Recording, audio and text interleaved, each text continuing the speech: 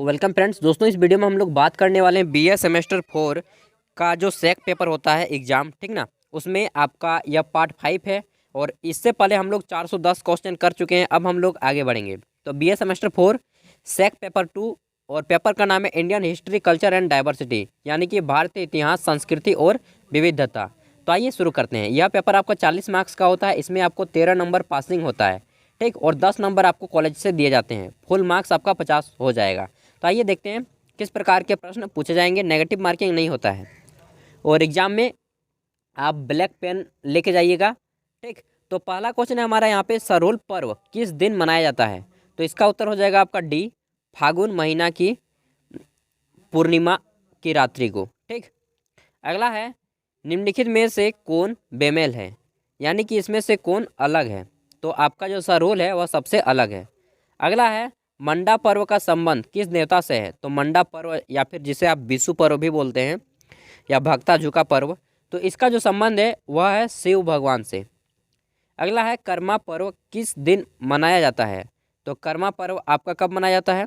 यह मनाया जाता है भादो महीना के शुक्ल पक्ष की एकादशी को। अगला क्वेश्चन है दोस्तों, पशुओं के सम्मान में मनाया जाने वाला त्यौहार क्या कहलाता है? तो पशुओं के सम्मान में मनाया जाने वाला त्यौहार होता है सोहराय, ठीक ना। यहाँ पे सरहुल दिया गया है, इसको काट दीजिएगा, सोहराय कर दीजिएगा। अगला है, 12 वर्षों में एक बार मनाया जाता है क्या? जानी शिकार। जानी शिकार इसमें क्या होता है कि महिलाओं द्वारा शिकार खेला जाता है, शिकारी की जाती है और उसमें जो भी जंगल के जीव होते हैं उनको शिकार के माध्यम से मारा जाता है और यह 12 वर्षों में एक बार खेला जाता है, ठीक। अगला है, दीपावली किस दिन मनाया जाता है? तो दीपावली किस दिन मनाया जाता है? कार्तिक महीना के अमावस्या को। अगला है, होली किस दिन मनाया जाता है? तो होली किस दिन मनाया जाता है?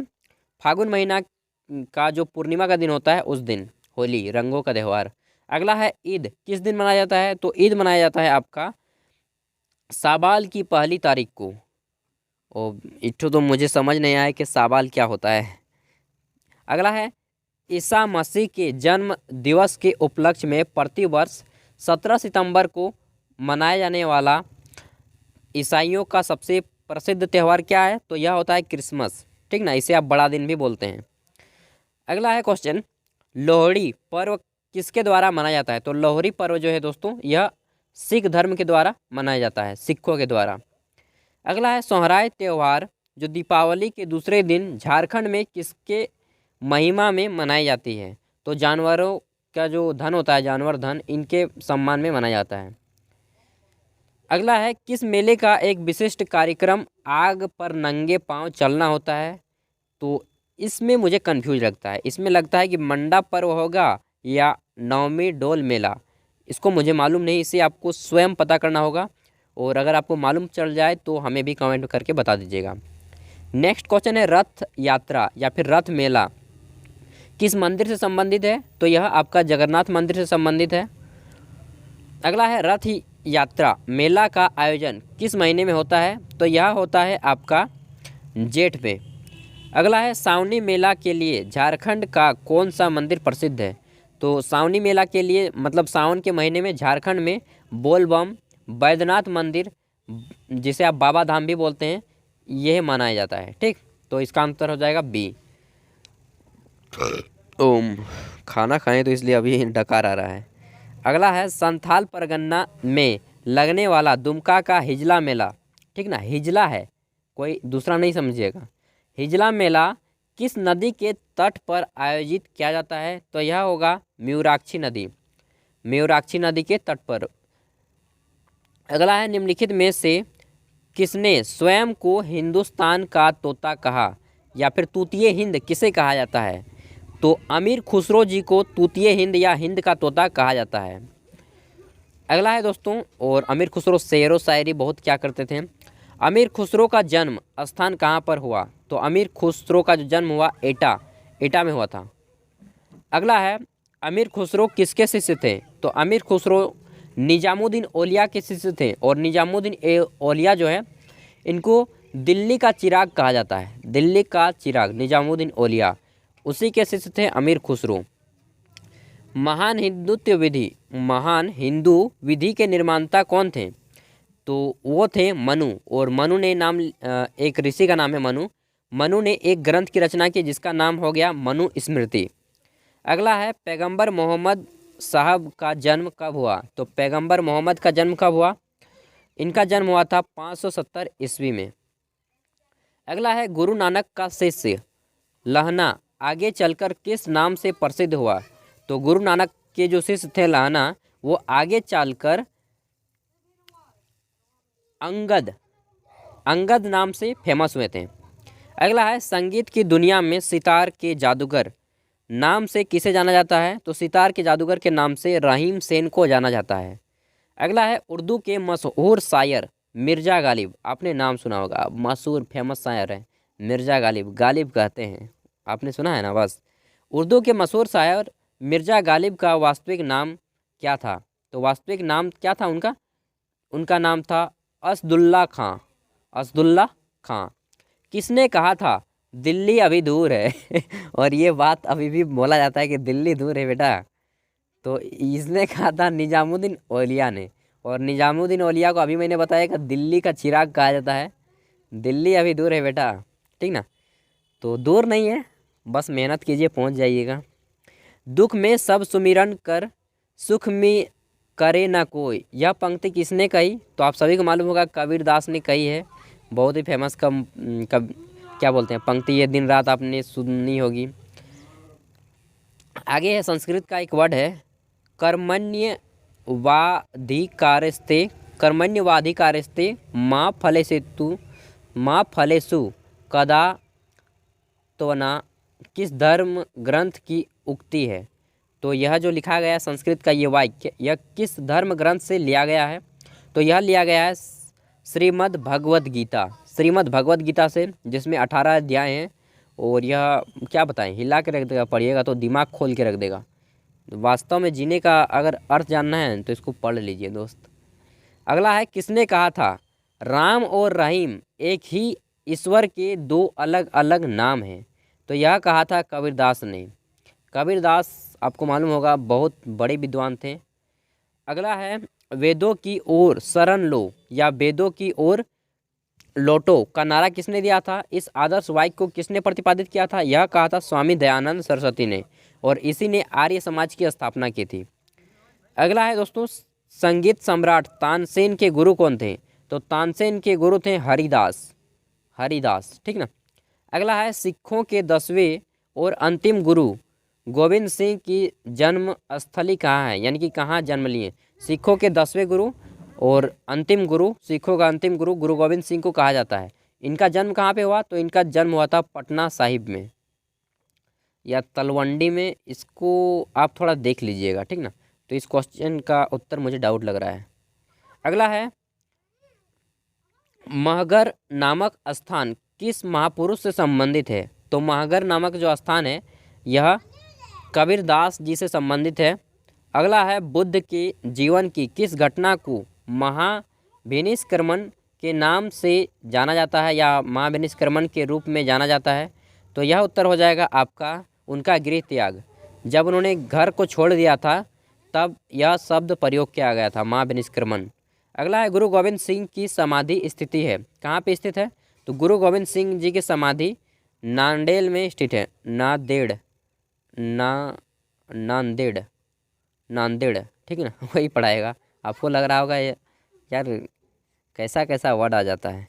अगला है सुप्रसिद्ध उर्दू शायर मिर्ज़ा गालिब का कहाँ का मूल निवासी था? यहाँ पे होना चाहिए कहाँ का मूल निवासी था।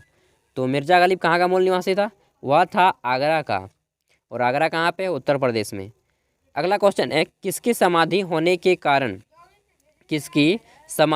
के कारण नांदेड़ गुरुद्वारा सिख समुदाय के लिए पवित्र स्थल माना जाता है? तो यह माना जाता है गुरु गोविंद सिंह के।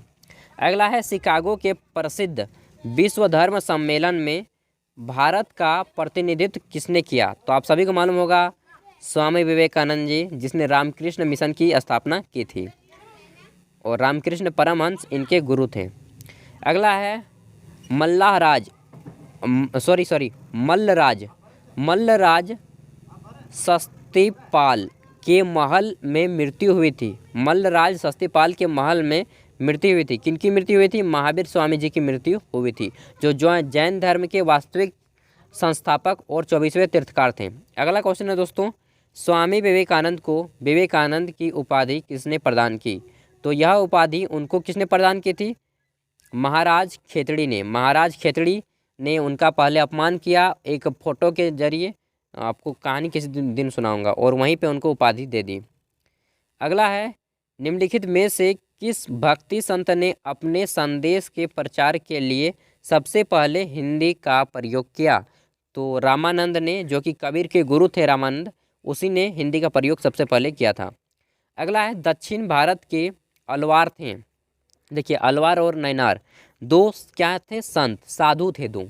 और अलवार जो हैं वो विष्णु भगवान की पूजा करते थे, और नैनार जो साधु थे या नैनार संत, वे शिव भगवान को पूजा करते थे। अगला है दोस्तों, निम्नलिखित में से कौन एक उत्तर भारत या उत्तर भारतीय नृत्य है? तो आपका जो है कथक, या यह उत्तर भारत का नृत्य है, कथक। अगला है कुचिपुड़ी। कुचिपुड़ी किस राज्य की शास्त्रीय नृत्य है? तो कुचिपुड़ी आप सभी को मालूम होगा, आंध्र प्रदेश का शास्त्रीय नृत्य है कुचिपुड़ी। अगला है दोस्तों, मोहिनी अट्टम नृत्य का रूप, मोहिनी अट्टम नृत्य रूप का विकास निम्नलिखित में से किस राज्य में हुआ? तो मोहिनी अट्टम केरल का प्रसिद्ध है, फेमस। अगला है, भरतनाट्यम नृत्य शैली का संबंध किस राज्य से है? तो यह हो जाएगा आपका तमिलनाडु। और स्टम्प बॉक्स में देखे होंगे नटराज मंदिर, वह भी आपका तमिलनाडु में है। निम्नलिखित में कौन सुमेलित नहीं है, यानी कि कौन सही नहीं है? तो आपका जो है कथकली कर्नाटक नहीं होगा, कथकली कहाँ होगा? केरल। ठीक, कथकली और मोहिनी अट्टम दोनों ही केरल के हैं। और यहाँ पे भरतनाट्यम आंध्र प्रदेश, तो ये भी तो गलत है जी। भरतनाट्यम आंध्र प्रदेश कहाँ से होगा? ये होगा तमिलनाडु। तो ये क्वेश्चन मिस्टेक क्या है यहाँ पे, ठीक ना। कथकली भरतनाट्यम का होगा तमिलनाडु, कथकली केरल सही है। कथक तमिलनाडु, ये क्वेश्चन जो है ना पूरी तरह से इसको डिसमिस कीजिए यार, मालूम नहीं कैसा कैसा क्वेश्चन आ जाता है। अगला है, निम्नलिखित में से कौन सी शास्त्र नृत्य शैली देवदासी नृत्य परंपरा की विरासत नहीं है? तो अगला है आपका, इसका उत्तर मणिपुरी। क्या क्वेश्चन बोला? निम्नलिखित में कौन सी शास्त्र नृत्य शैली देवदासी नृत्य परंपरा की विरासत नहीं है? तो यह हो गया मणिपुरी। अगला है, मुखौटा नृत्य का संबंध किस नृत्य शैली से है? तो यह होगा आपका कथकली। कथकली में मुखौटा पहन के डांस किया जाता है, नृत्य किया जाता है। अगला है, सदीर किस नृत्य शैली का प्राचीन नाम है? तो उड़ीसा में ओडिसी नृत्य होता है, उसका पुराना नाम सदीर था।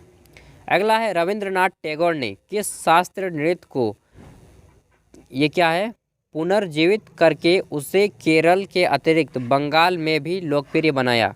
तो वह है कथकली को। अगला है, निम्नलिखित नृत्यों में कौन एक एकल नृत्य नहीं है, यानी कि आप इसे अकेले नहीं कर सकते? तो यह है आपका ओडिसी। ओडिसी को आप अकेले नहीं कर सकते हैं, इसके लिए संघों की ज़रूरत होती है, ठीक ना, एक से अधिक।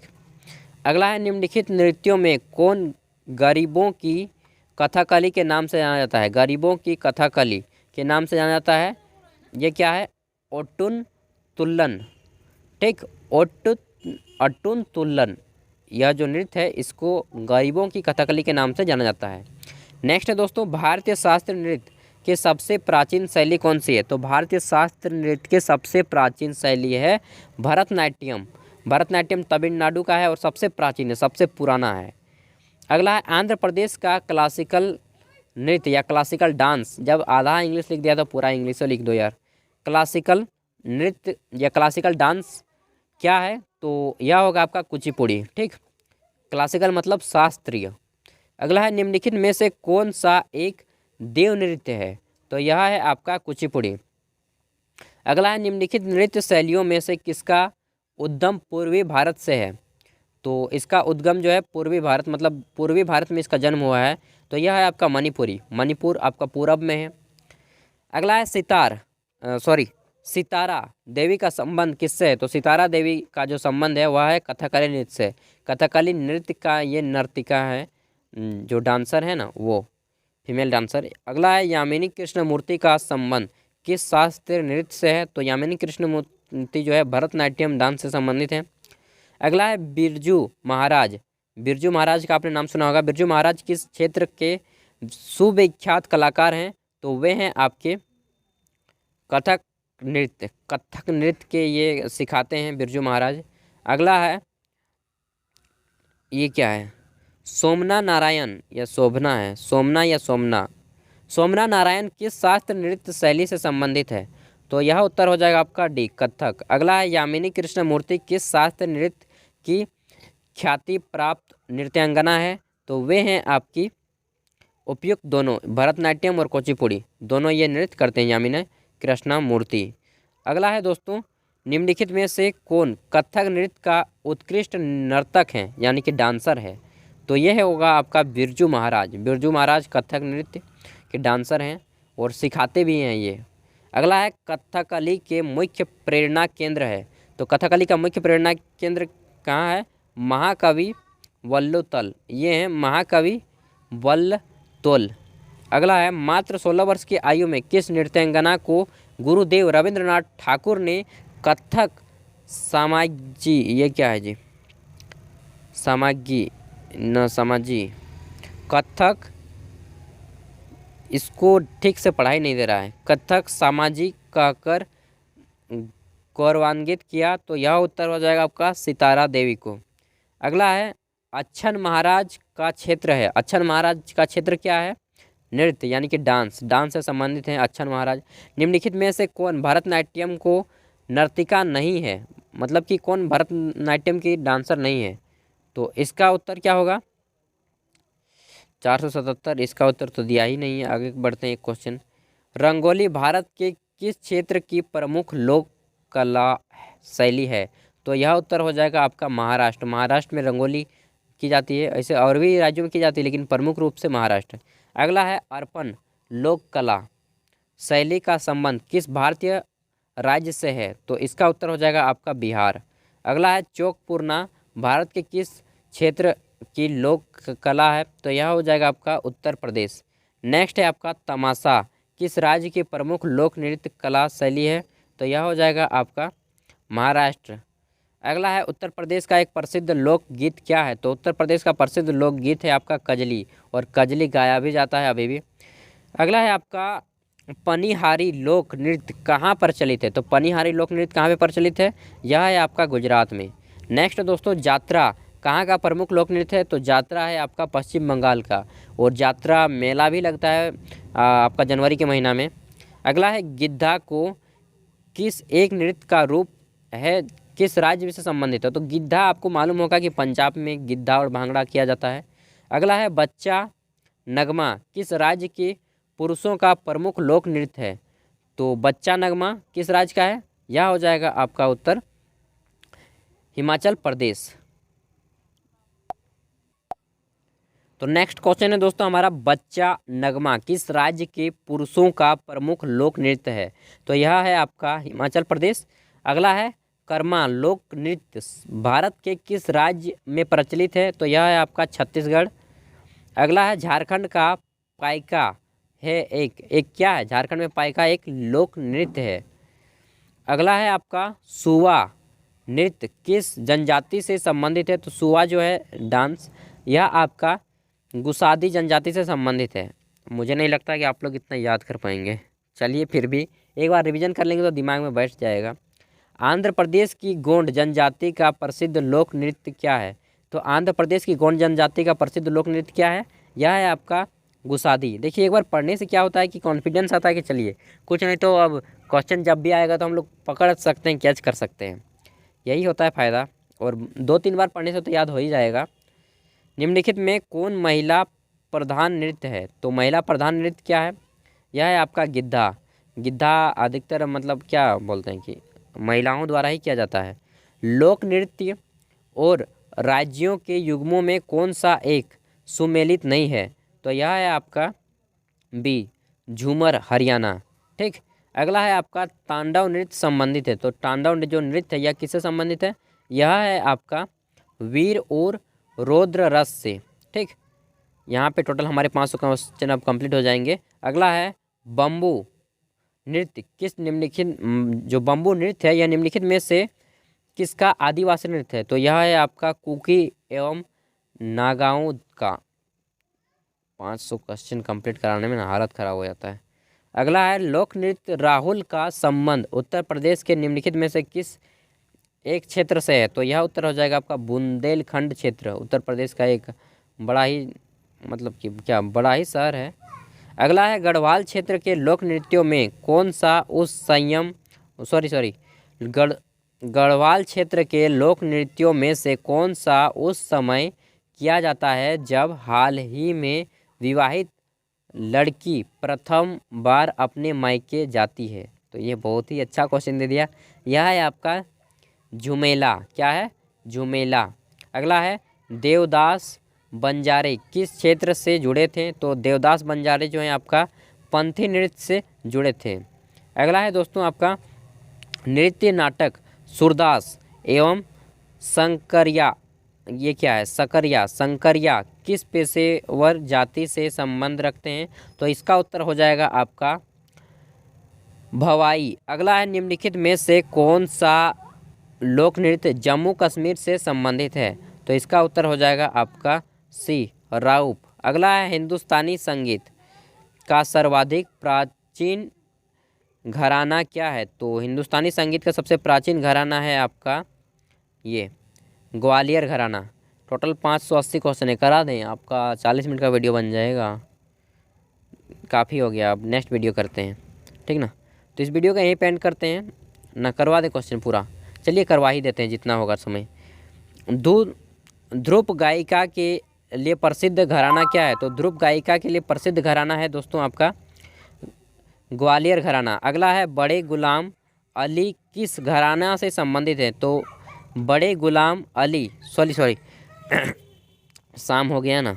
बड़े गुलाम अली किस घराना से संबंधित थे?